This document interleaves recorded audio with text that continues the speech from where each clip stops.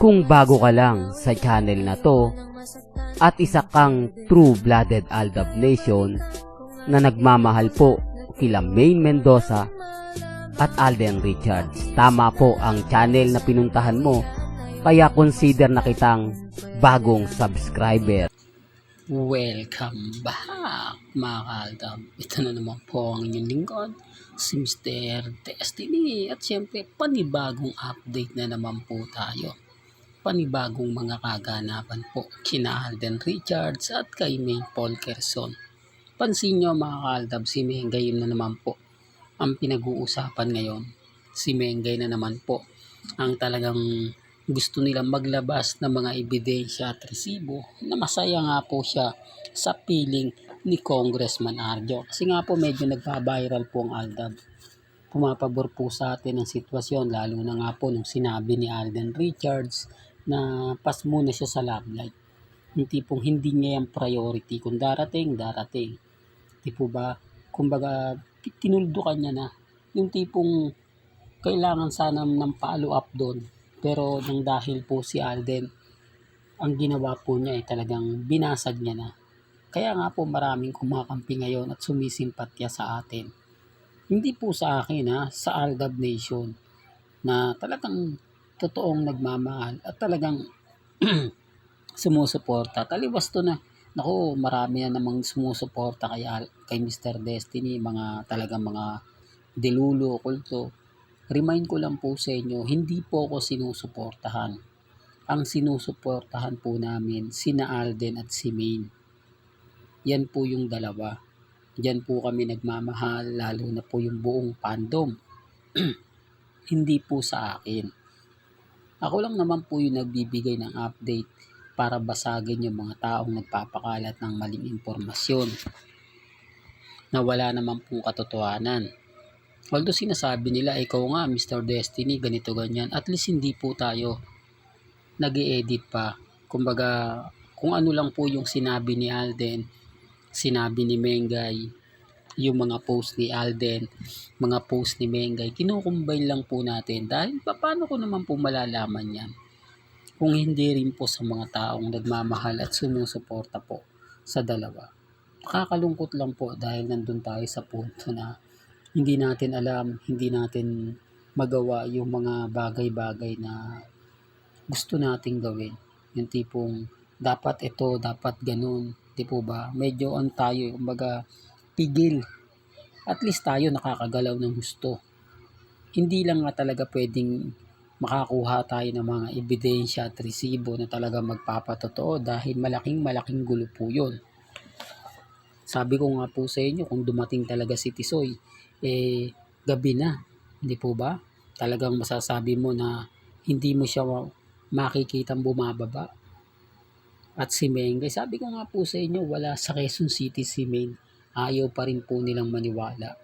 Tapos yung nag-post tayo, nag-update, sabi nila, hindi na mas pumasyal lang daw po etong weekend si Mengay para nga po sa bago niyang McDo, kung ano na nga po ba, kung kumikita na nga po ba, di po ba, kung bakit yung tipong talagang gagawa po sila ng paraan para po mabasag lang tayo, para po masabi na hindi magkasama sina Alden at si Mengay, hindi magkasama sina Baby Teo, si Mama Ten, si Playmate. Sabi ko nga, wala naman pong pilitan, di po ba? Hindi naman po tayo namimilit Ang sa akin po, kung ano po yung paniniwala nila, kung ano po yung sa palagay nila, nire-respeto natin yan at ginagala. Taliwas sa mga pahayag at komento ng ilan. Pero okay lang yan. Po ba? Andun na po yung point na, sige Mr. Destiny, gawin mo lang gusto mo. Po ba? Nasa likod mo lang kami. Wala naman pong problema yun Hindi po ba? Basta ako mga ka-Aldab, masaya po ako sa mga nangyayari ngayon. Kung titignan niyo po mga ka-Aldab, napakasimple lang po. Nagkaroon na ng issue ngayon ang kapartner ni Ding Dong Dantes. Bakit mas pinapaingay nila yan? Bakit parang tinututukan nila yan? Dahil nga po may bagong teleserye o may bagong pagsasamahan Kaya sinasabi ko ito na magkakaroon din po ng issue kay Nadine Lustre. Una sa lahat, maganda si Nadine Lustre. Di po ba?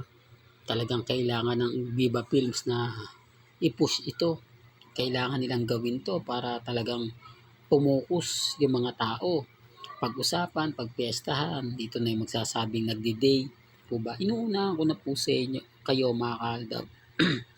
Especially po yung mga pusong mamon, di po ba? Yung mga matatampuhin na kumbaga kapag nakakita ng mga video ni na Alden at ni Nadine Lustre, talagang nagagalit, di po ba sumasama yung loob.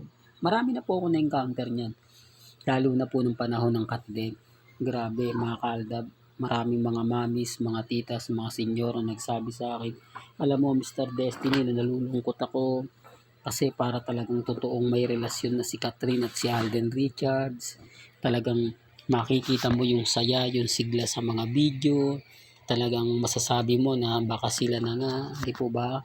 Well, sinabihan ko mga kaaldab na part lang yan ng teleserye. Part lang yan part lang ng pelikula nila yan. Di po ba? Hindi naman tayo nagkamali. Kumbaga kaya lang syempre, sa dami po ng mga nagtampo, nainis, nagalit, hindi na po talaga natin kaya pang kontrolin. Di po ba? Kaya lang syempre dumating yung point na naniwala din po sila. Pero nauna na yung sama ng loob nila. Kaya nga po sabi ko sa mga mamis dyan na kumbaga nalulungkot, nadidismaya kapag may nakakita, wag nyo na pong pansinin, normal lang po yan. Ganyan po kasi yung mga taktika nila para mabenta yung isang produkto. Di po ba? Yun yung isa sa pag-endorse sa mga ganito. Katulad nga po, sabi ko nga po sa inyo kay Ding Dong, may asawa na po yun. Alam ng lahat, alam ng buong mundo. Pero bakit papatulan pa po yun ni Hindi po ba? Kaya nga sabi ko sa inyo, part din po yan ng kumbaga paghihikayat, di po ba, para sa nalalapit po nilang teleserye. Normal lang po yun.